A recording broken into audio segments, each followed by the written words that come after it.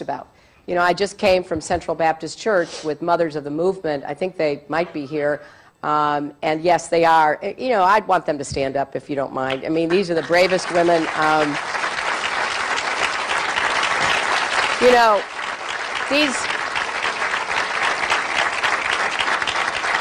these 5 women have lost children to police actions and to random, senseless gun violence. And there's no doubt that in each case, as they said at the church earlier, there is a racial component to it.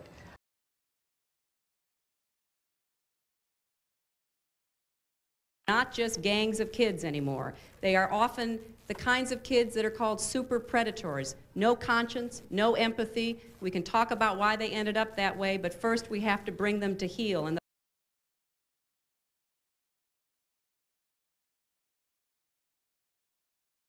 making sure that South Carolina became the first state with body cameras. There's more work to be done, but you got to lay down these markers. You got to build toward common sense gun reform, criminal justice reform, and all the like.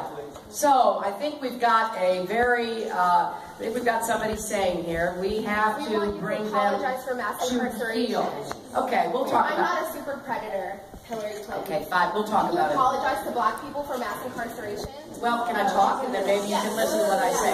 Okay, fine. Thank you very much. There's a lot of issues in this campaign.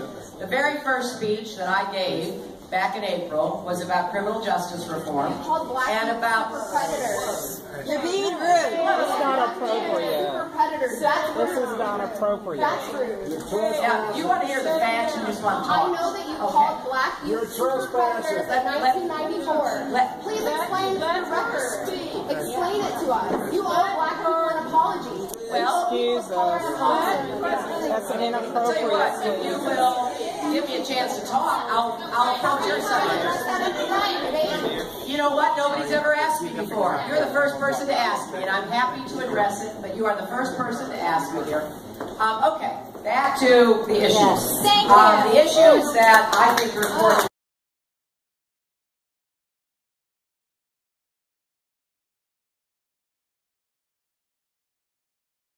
I want to send a message to every survivor of sexual assault. Don't let anyone silence your voice. You have a right to be heard, and you have a right to be believed. We're with you.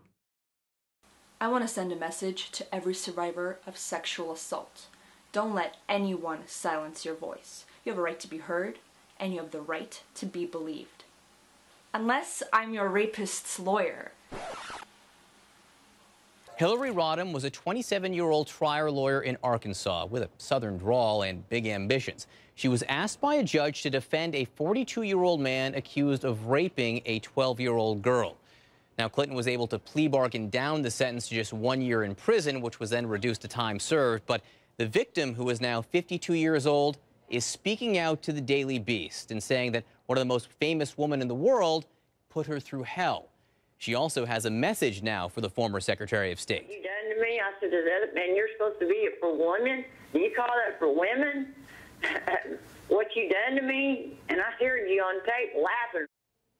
These new comments come after an audio recording of an interview with Mrs. Clinton from the early 1980s was dug up by the conservative website, the Washington Free Beacon. In that clip, Mrs. Clinton seems to admit she knew the defendant was guilty. Took a lie detector test. I had the polygraph. And she passed. She forever destroyed my faith in polygraphs. So in the 1975 affidavit, Clinton wrote of the victim, "I have been informed that the complainant is emotionally unstable with a tendency to seek out older men and engage in fantasizing."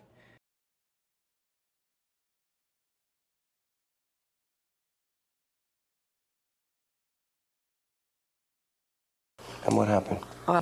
And she came over to me, took a hold of my hand, and said, "I've heard so much about you, and I've been dying to meet you, or been wanting to meet you." I can't, it's just paraphrasing right now. And she said, "I just want you to know how much that Bill and I appreciate what you do for him." And I said, well, thank you, and I started to turn and walk away. Took a hold of my hand and squeezed it and said, do you understand everything that you do? I could have passed out at that moment. And she held on to my hand and she said, do you understand everything that you do? I mean, cold chills went up my spine. That's the first time I became afraid of that woman. You interpret that to mean she knew about the incident? I certainly do. And thank you for keeping quiet. Office. First of all, you were close enough to get a meeting with the president in the Oval Office. What happened?